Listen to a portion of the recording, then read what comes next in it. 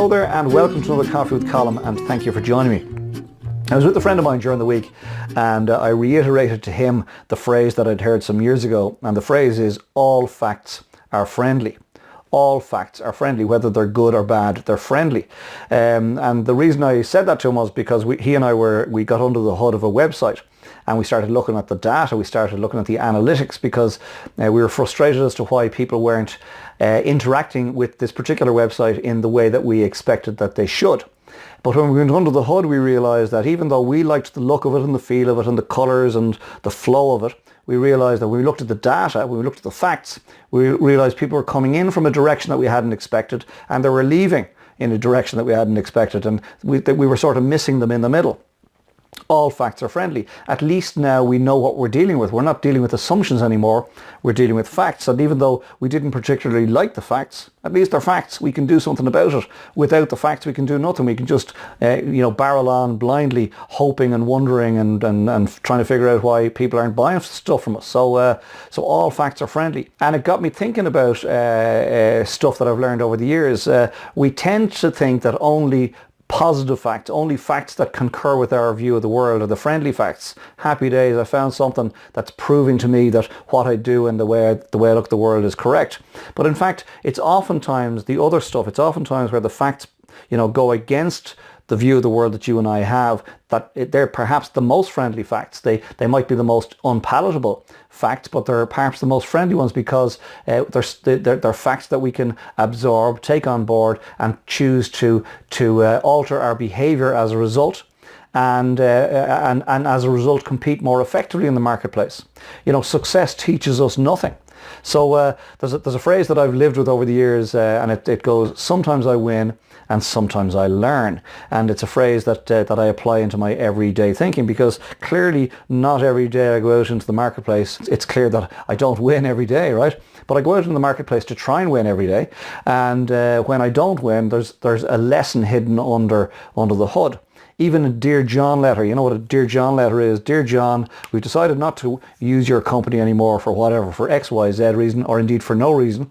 It's not you, it's us, right? We decided not to deal with your company anymore. And of course, that's a fact, right? You now have lost a client. It's an unpalatable fact. You've lost a client, but there has to be a lesson in it. It's only a wasted fact if you don't dig in to find out, well, why have you decided not to work with us anymore? Help us understand what we've done that has let you down, so you've decided to take your business elsewhere. Because when we dig underneath the action and we look at the facts, we can perhaps find an area in our business that we were blind to, that we'd made an assumption about, that we thought the customer was on the same wavelength about. They're on a different wavelength for whatever reason, and we can decide to adjust our business model to get back on the wavelength with that client, or decide that no, that client is not in our market anymore, and we move on. We both get on with our respective lives. Either way, all facts are friendly. We had an interesting experience also during the week whereby a piece of business that we had tendered for last year, our business, the school meals business, is mainly September through to June. And so this was last September. Last summer we would have presented our wares and a proposal to a particular school. And we were full sure, because we'd spent some years actually getting under the skin of this particular school, and we'd spent some years trying to figure out what was important to them. And we put a presentation to them and a very strong proposal to them last September, and we were really gutted when we didn't win the business. We were sort of thrown, right, to be honest. And we tried to get under the hood of the particular decision as to why that school chose not to work with us and chose to work with a competitor instead. We couldn't even find out who the competitor was, to be honest, right? The decision maker sort of closed ranks. But that's just life. That's just life. We didn't give up, however, and we went back and we went back and we went back and we went back, and finally, 6 months on, we finally got a meeting with the school, and we found out what we didn't know. We found out the one thing that the competition had put into their proposal that we hadn't even thought about. We hadn't even thought about it. It wasn't on our radar, right? Now it is. All facts are friendly. We didn't win the piece of business, an unpalatable fact, but we knew there was a lesson in it, and it took us 6 months to find out what that lesson was. We now know, and we have more facts, and all facts are friendly. We now know how the competition won that piece of business. We now know how we can compete against them into the future. We now know how we can use that piece of information, something we hadn't even considered, and we'll use it in our pitches all around the country to win more business. You see, there's loads of stuff out there that you and I don't know for sure, but there's infinitely more stuff out there that you and I don't even know that we don't know in the first place. And in this particular instance, in that particular school proposal, there was stuff that we didn't even know that we didn't know in the first place, so we hadn't a hope of winning it. Now we do. My son Stephen works for Uber. And Uber, as you know, is a global giant, and Uber is 9 years old with a market capitalization of around 70 billion, right, after 9 years. Reputedly the largest taxi company in the world, and yet it has no drivers and it has no cars. So largest taxi company in the world is obviously not a taxi company, it's a technological company. It connects drivers with riders. That's what Uber does. Kieran Hart, who was at one stage head of Uber Ireland, was speaking in Limerick a few years ago, and I went along with my son Stephen to listen to Kieran speak, and I was intrigued to hear him say that Uber, global giant that it is, Uber is a data-driven company. Uber makes decisions based on data, not on, I think we should, wouldn't it be lovely if. Uber makes decisions based on data, based on facts, simple as, okay? And I think there's a lesson in that for all of us, right? Uber goes from 0 to 70 billion in market capitalization in 9 years. It becomes a global force to be reckoned with. And how did they do it? Did they do it by luck? No. Did they do it by looking at the data? Yes, they did. Analysing the data, analysing what the customer wanted, and then giving it to them.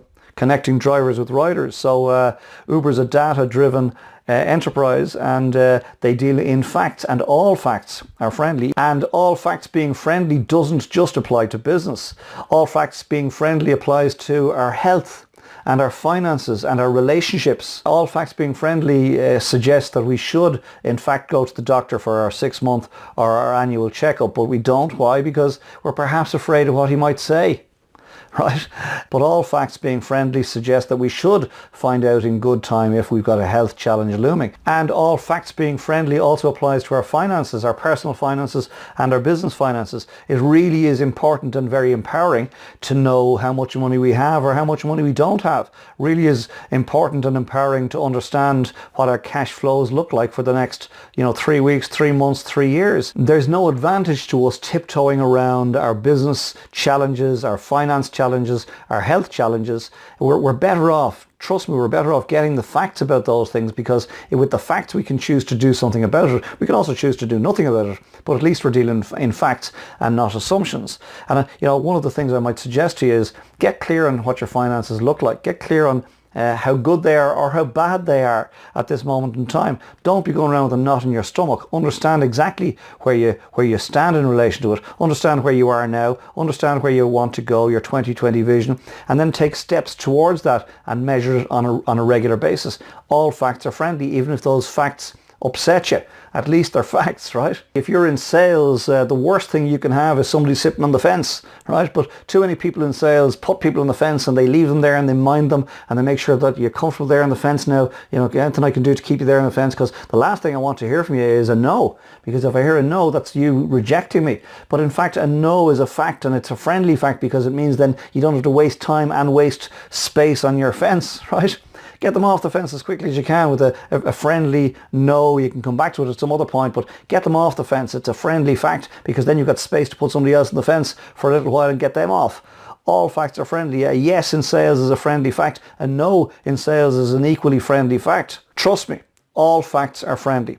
So is there a piece of information out there? This is the question I want to leave with you for this week. Is there something going on in your life, business, finance, health, relationships, whatever, right, that you're afraid to face? You're afraid to get the facts because those facts mightn't be palatable. They mightn't concur with your view of the world. They might upset you.